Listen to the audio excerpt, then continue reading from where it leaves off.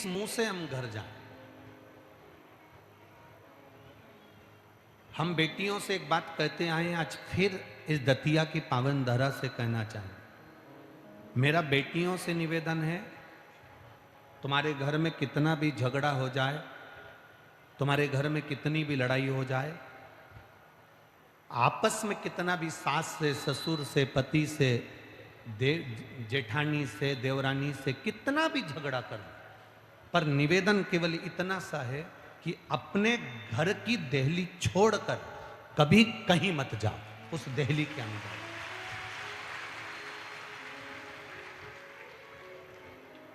हमें अपने घर की देहली छोड़कर, अपना दरवाजा छोड़कर, अपना द्वार छोड़कर हमें नहीं रहना, हमें उसके अंदर रहना। कारण क्या होता है? हम चले तो जाते हैं, पर बाद में केवल हमारे जीवन में पछतावा रह जाता है। मैं क्यों आ गई, इससे तो वहीं रहती तो ठीक था। वहीं रहकर नहीं पड़ती, मैं वहीं रहकर साथ थी, मैं अपने काम को देखती वहीं रहकर। अब हमारे भीतर ये भाव जागृत हो गया, हमारे भीतर ये क्रम चालू हो गया।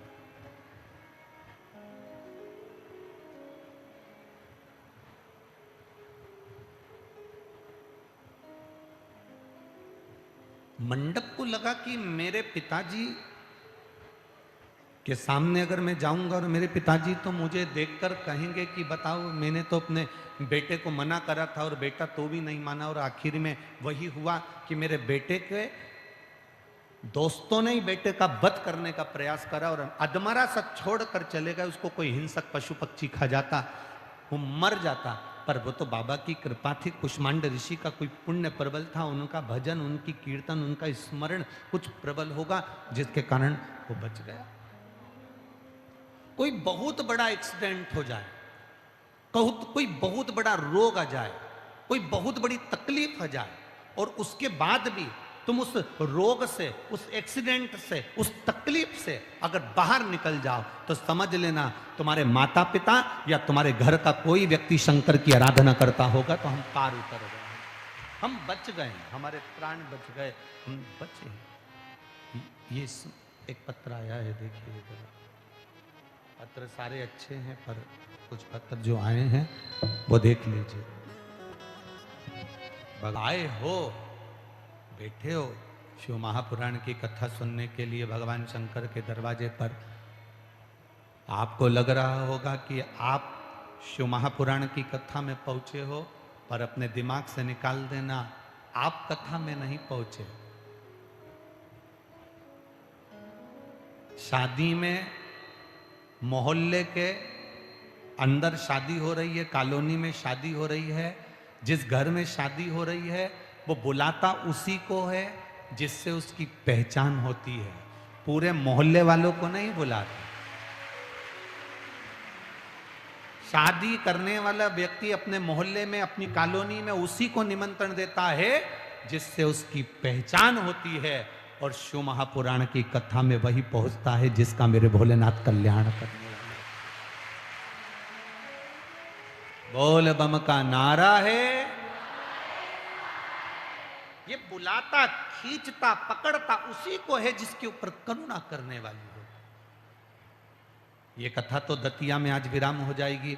19 तारीख से 23 तारीख तक राजगढ़ ब्यावरा में प्रारंभ हो जाएगी, राजगढ़ के अंदर 1 बजे से 4 बजे तक।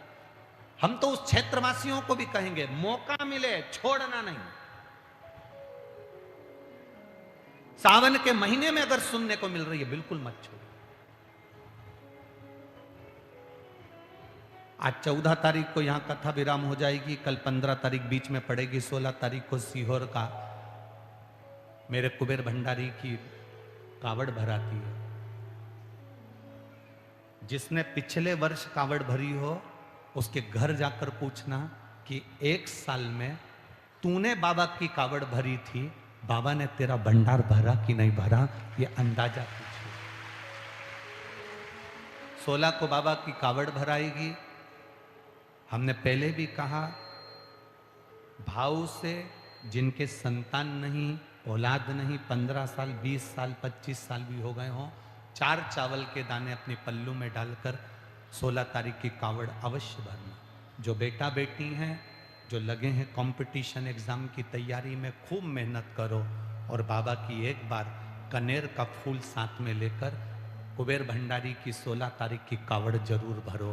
फिर बाबा क्या भर देगा ये उसके हाथ में। शिव तत्व को प्राप्त करना, शिव की भक्ति को हमें प्राप्त करना। जिस दिन वो कृपा करता है, साधारण कृपा वो करता ही नहीं है। जो भी है मेरे शिव जी के पास में, जिसको लोगों ने नकार दिया, ठुकरा दिया, मेरे शंकर ने अपना लिया। आप में से कितने लोग हैं जो जहर पीना पसंद करते हैं? कोई नहीं, पर मेरे महादेव ने जहर को भी अपना बना लिया। सांप को कोई अपना आभूषण नहीं बनाता। सांप को कौन आभूषण बनाएगा? मेरे महादेव ने सांप को, काल को भी अपना आभूषण बना लिया। डमरू कौन बजाएगा? आपने इतने सारे, आपके यहाँ आर्केस्ट्रा होती हैं, आपके यहाँ पर देवी जागरण होते हैं, भजन संध्या होती है। किसी भजन संध्या में मंच पर कभी किसी को डमरू बजाते देखा है? किसी आर्केस्ट्रा में किसी को डमरू बजाते देखा है? नहीं। लोगों को लगता है ये बजेगा तो स्वर भी, ना ना ना, ये जिसको दुनिया ठुकरा देती है उसको मेरा बाबा अपना लेता है। मेरे बाबा ने अपना।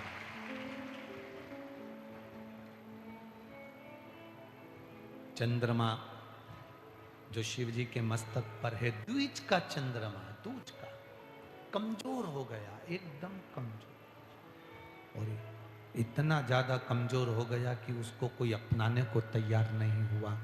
तब मेरे देवाधिदेव महादेव ने उसको अपना। बूढ़ा हो जाता है तो मालिक उसको निकाल देता है। ड्राइवर अगर बूढ़ा हो गया तो मालिक उसे निकाल देता है, पर मेरे देवाधिदेव महादेव ने अपने बूढ़े नंदी को आज तक नहीं निकाला, उसको अपने सामने रखा है, अपने सामने।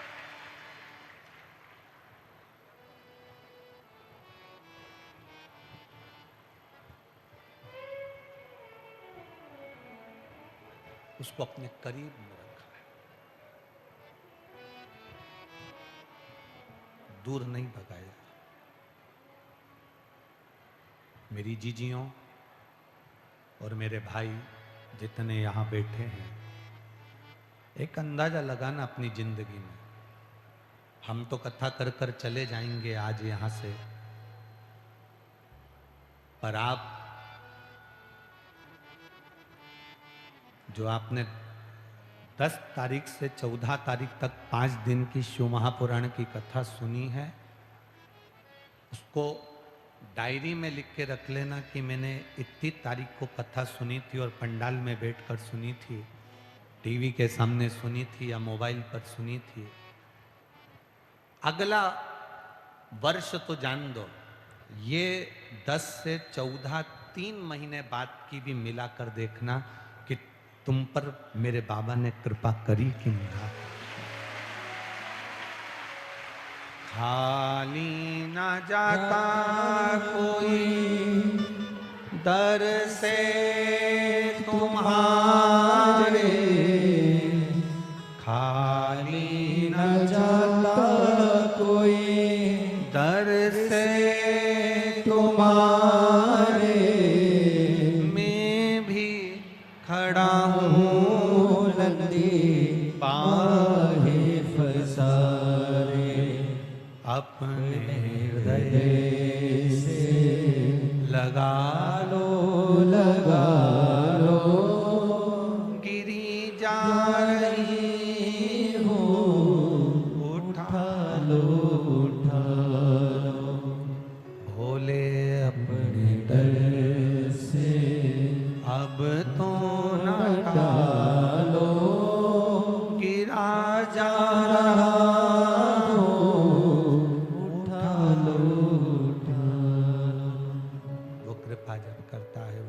जब करता है, वो दया जब करता है, खाली नहीं छोड़ता। कुष्मांड का ऋषि के पुत्र मंडप जिस दिन किसी सही गुरु के पास पहुंच गए, फिर वो भटकना छोड़ देगा। कि वो भटकना छोड़ दे।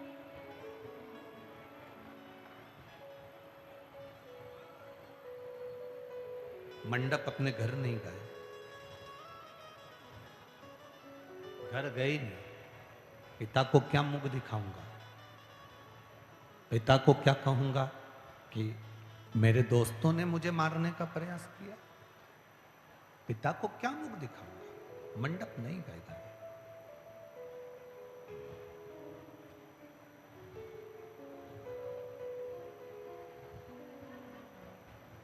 सामने शिव जी का मंदिर था, बस उस मंदिर की चौखट पर बैठ गए। कोई आया मंदिर का दर्शन करने के लिए, जंगल में मंदिर था जहां मारा था, वहां पर मंदिर तो मंदिर, शिवालय तो शिवालय।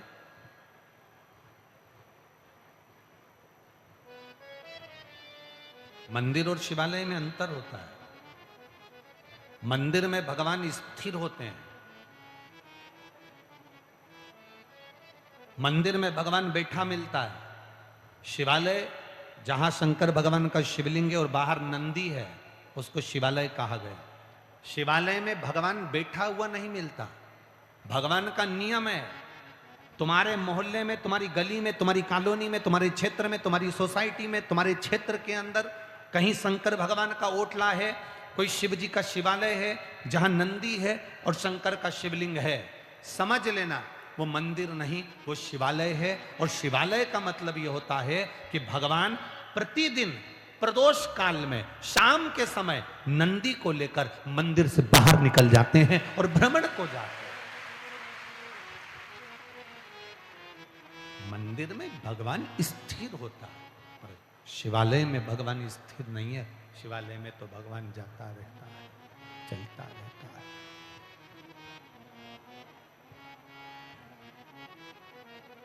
शिवालय में भगवान चल रहा है।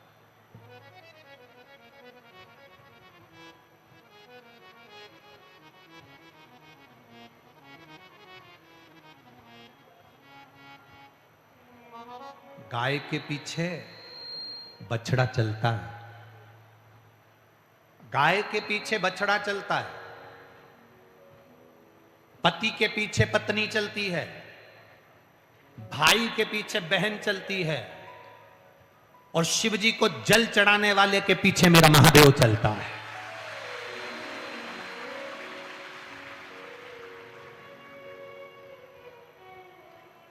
आप तो जल चढ़ा के फ्री हो गए, पर मेरा महादेव तुम्हारे पीछे पीछे चल रहा है, पीछे।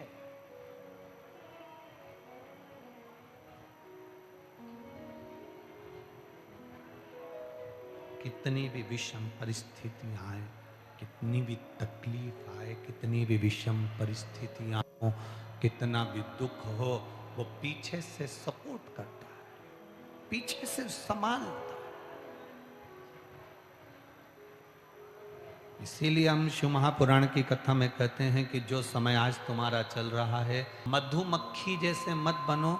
मधुमक्खी का काम क्या होता है कि मधुमक्खी फूलों पर बैठती है, रस लेकर आती है, शहद बनाती है, और मधुमक्खी ये विचार करती है कि मैंने जो शहद इकट्ठा करा है इसको मैं बाद में खाऊंगी, बाद में खाऊंगी, बाद में खाऊंगी। पूरी जिंदगी मधुमक्खी शहद बनाने में लगी रहती है, शहद बनकर तैयार हो जाता है, वो सोचती रहती है खाऊंगी, बस बाद में खाऊंगी, बस बाद में खाऊंगी, और मालूम पड़े कोई आया, मधुमक्खी को भगाया, शहद निकाल कर ले गया और शहद उसका हो गया।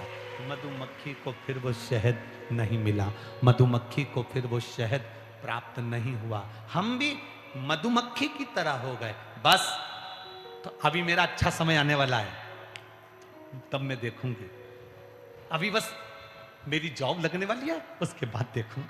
अभी मैंने दुकान खोलूं, बस उसके बाद देखूंगा। अभी मेरे यहाँ गाड़ी आने वाली है, बस थोड़ा सा और इंतजार करो, बस अच्छा होने वाला है, अच्छा होने वाला है, अच्छा होने वाला है, अच्छा होने वाला है। एक पति ने अपनी पत्नी से कहा, मैंने तुझे जो हार दिलाया था सोने का, तू वो पहनती क्यों नहीं है? बस देवर के लड़के की शादी होगी ना, जब पहनूंगी। और मालूम पड़े वो पत्नी को अटैक आ गया, मर गए। कोई जरूरी है कि तुम देवर के लड़के की शादी देखोगे? अरे बोलो तो जम के, कोई जरूरी है कि किसी ने कल देखा? मधुमक्खी ने इकट्ठा करा, कल मैं रस पीऊंगी, मैं शहद को पीऊंगी, मैं शहद धारण करूंगी, अपने लिए बनाया था, और मालूम पड़े वो शहद कोई दूसरा लेकर चले गया। मधुमक्खी वैसी की वैसी बैठी रह गई, वैसी की वैसी पड़ी रह गई। उसी तरह शिव महापुराण की कथा कहती है, शंकर का चरित्र कहता है, जो आज हम जिंदगी जी रहे हैं, इससे गोल्डन जिंदगी कभी नहीं हो सकती। इसको खुश होकर जिए।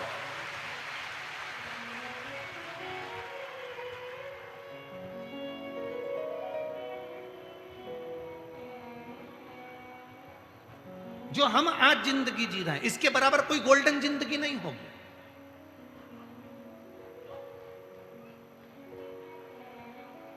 जाई विधि राखे राम, ताई विधि रही है। सीताराम सीताराम सीताराम, ये अपनी जिंदगी का एक सुख है।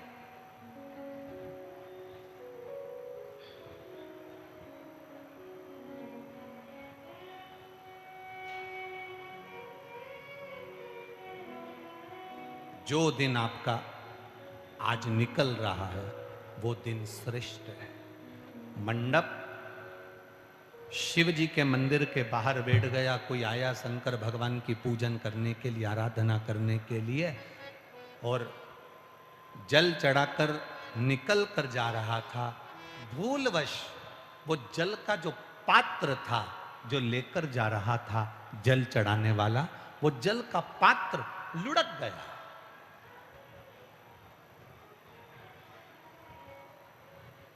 विरोध करने वाले बहुत होते हैं, जो कथा सुन सुनकर भी कई लोग विरोध करते हैं कि मिश्रा जी ने कह दिया कि शिव जी पे चढ़ा हुआ जल पीना चाहिए, शिव जी पे चढ़ा हुआ जल लाकर अपने घर के दरवाजे पर छींटना चाहिए। बोला था कि नहीं बोला था? अरे बोलो तो जम के। थोड़ा सा जल जो शंकर भगवान को चढ़ा है, वो लेकर आओ अपने घर में, आचमन के रूप में सबको दो, थोड़ा सा अपने घर में छींट दो। दुनिया के लोग कहते हैं इससे होता क्या है? उनसे निवेदन करूंगा, कुष्मांड ऋषि के पुत्र मंडप की कथा अपनी जिंदगी में उतारना। एक शंकर भगवान की आराधना कर कर जल चढ़ाकर आ रहा था, हाथ का खाली लोटा जिसमें वो शिव जी के चढ़े हुए चरणामृत को, शंकर भगवान के जल को लेकर आ रहा था, गंगा के जल को लेकर आ रहा था, और हाथ से वो लोटा खसक गया, हाथ से वो जल का पात्र नीचे गिर गया। जैसे गिरा, सीढ़ी पे से लुढ़कता हुआ वो पात्र नीचे आ रहा था, और उस पात्र का जल कुष्मांड ऋषि के पुत्र मंडप पर थोड़ा सा छींटा लग गया, मात्र एक अंश के बराबर छींटा, एक अंश।